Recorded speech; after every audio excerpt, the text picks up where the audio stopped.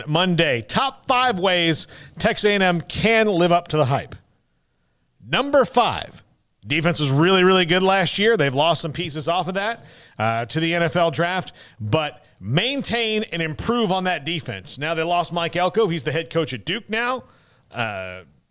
DJ Durkin steps in as the defensive coordinator, one-time head coach at Maryland, and then he was at Ole Miss last year. He is at A&M now. Can he maintain that defensive prowess that they had last year and or improve on it? That's going to be tough. I know he's well thought of, but Mike Elko was a name with a bullet, and that's why he's the head coach at Duke now.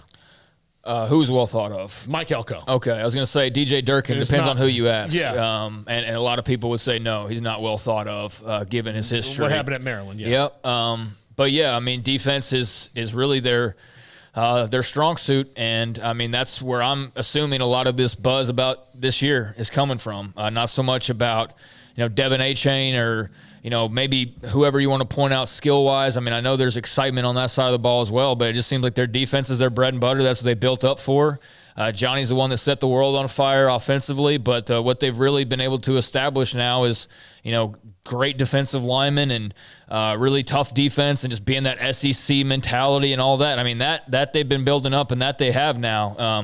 Can the offense play its role, like bread and butter together to make the whole package SEC championship caliber? I mean, that's what we're waiting to see. But, yeah, I mean, defense is going to have to be as good and better in some cases, especially if the offense isn't up to par, right away or maybe at all year. We have to see. Yeah.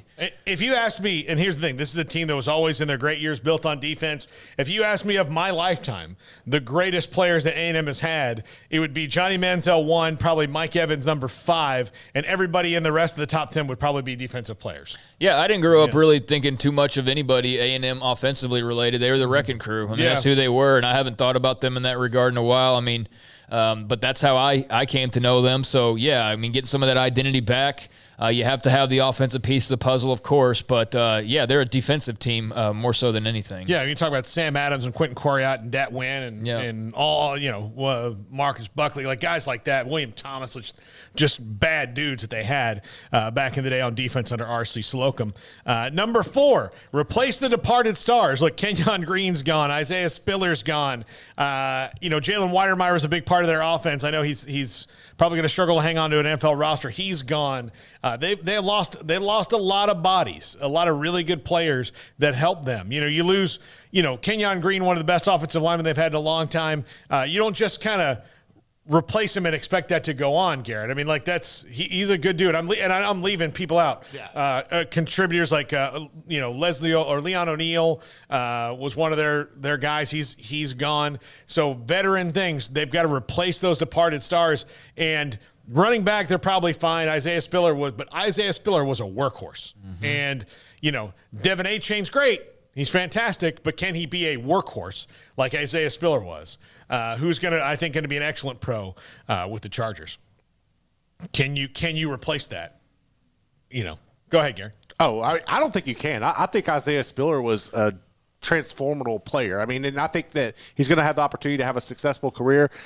A-Kane, I mean, I think he's suitable for the system, but trying to counter that, I don't know if he can do it. Yeah, absolutely. So, all right, number 3, get something out of that recruiting class right away, whether it's probably going to be Evan Stewart at wide receiver. That's a position that they have open and need help with. And I would think Walter Nolan on the defensive line would be the 2 you can expect the most immediate production from. But that's what Alabama does, and that's who you're shooting for, and that's what Georgia does, and that's who you're shooting for.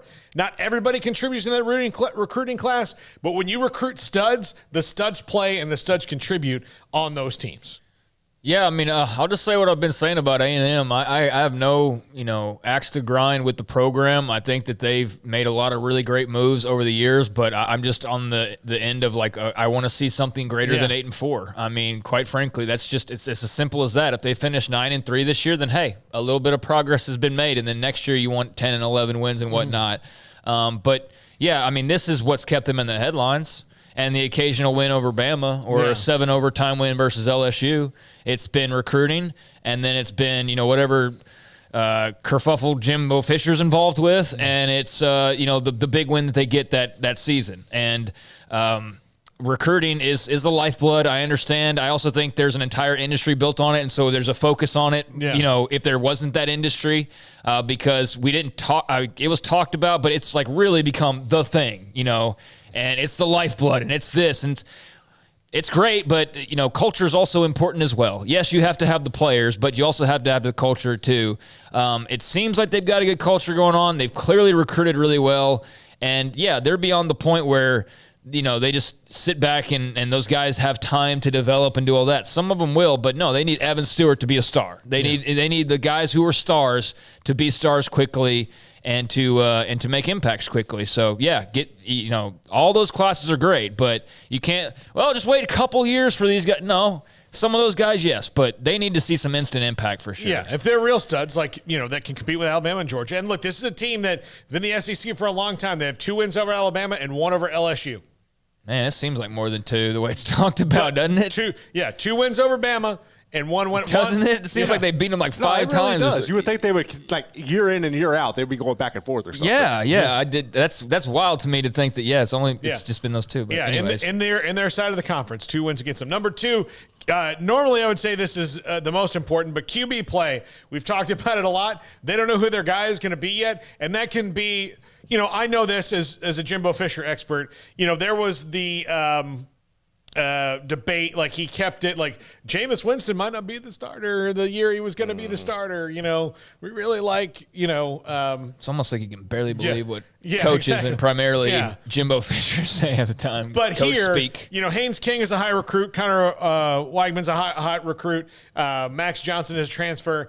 We'll see. But again, Jimbo Fisher's dream scenario is that Haynes King is the quarterback for the next couple of years. That's what he wants.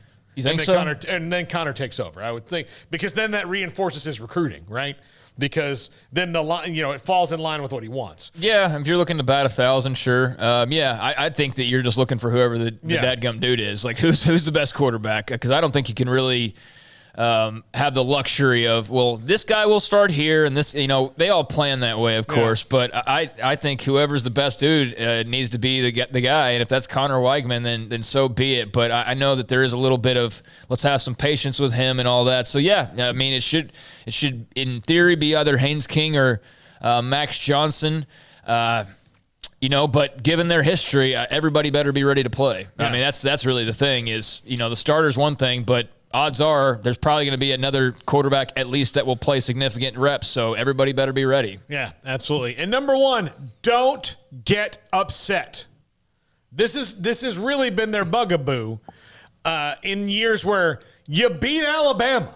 You finally did it again, but you lost to Arkansas, who's improved. Mm-hmm. But you had a really nice long winning streak against them. That's not a team that if you were really better and a contender, you would have lost to. Now, yes, quarterback play had a huge part in that game for A&M. You don't lose a game you have in control to Ole Miss. They were in control of that game and lost it. Now, that was a really good team, too, so that one's more of a toss-up. You don't lose to Mississippi State, and you don't lose to LSU after they've decided to fire their coach. You don't lose those games. They lost 4 games last year. They should absolutely not have lost, bottom line. And one of them, Ole Miss, I'll give it, the toss-up. But they should not have lost to Arkansas. They should not have lost to Mississippi State. And they should not have lost to LSU. I say they shouldn't have lost them if they really were a contender. But those games proved that they weren't. Is Arkansas in their head at this point? Well, I don't know. I don't know. A&M seems to have more of the victory. I mean, they've had more of the success. So no, I don't think so. I don't think so. Yeah, we'll see. But yeah, it's an interesting game though. Always, yeah, it's definitely an interesting game, and so I don't think that they're in their head so much as it's just it's a good little rivalry. It's a good little rivalry. It was a good rivalry in the Southwest Conference. Mm-hmm. It's a good rivalry now, and I think that the most painful part for Arkansas fans was there were games where really mediocre A&M teams had almost blown it, and then Arkansas just let it go. I mean, I think last year was one of the happiest days of Jerry Jones' last 25 years, in that Arkansas won that game in front of him there. So, yeah, they cannot lose. Like, if you're good enough to beat Alabama, you shouldn't lose the rest of them. Yeah, bottom line. I mean, that's, if you think back to like their 2019 year when they had, multiple losses, but all of them were to top 5 teams, like that's okay. If that were to happen this year, like you lose 4 games and it's like, you lost to the number 1 at the time and the number 2 at the time and the number 4 at the time and the number 3 at the time. Like, okay, like what are you going to do about that? I mean, come on. But it's the other losses though. It's the random Mississippi State loss that you're like, where the hell did that come from? That is the killer. So yeah, they can't afford to do that. Yeah, absolutely. All right, that's going to do it for us. Thank you to everybody who's been on the show today.